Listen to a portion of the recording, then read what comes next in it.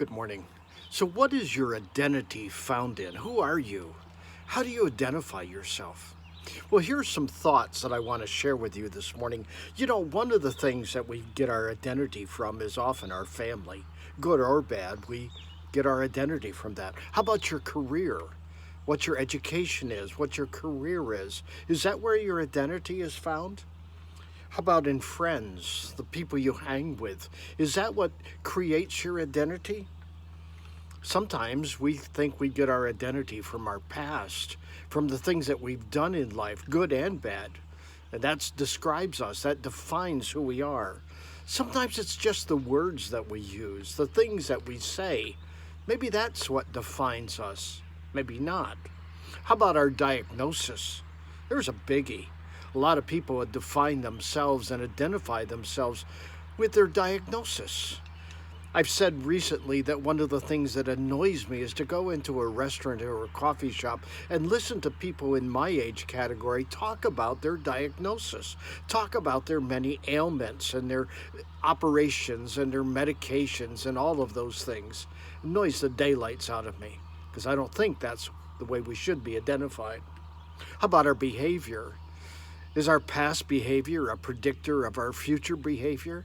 Some think that's true, and if that's what our identity is and that's what we think about ourselves, then probably that is true. Sometimes just the perception of others is about our identity.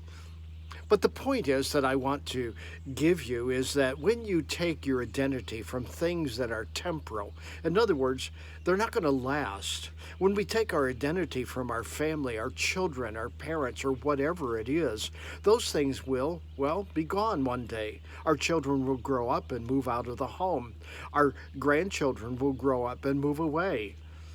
No, I think that one of the things that we must understand is that our identity, God has called us to be one of His children. And the question that I have for you is, are you?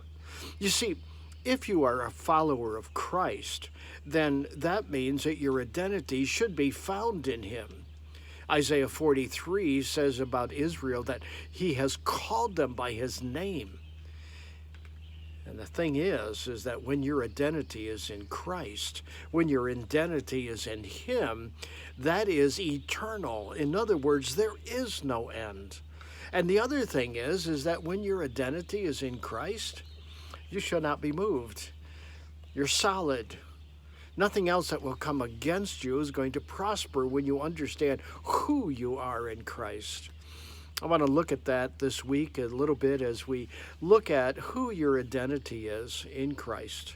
Think about that today as you go through your day on this Memorial Day. Who are you? Hey, until next time, God bless.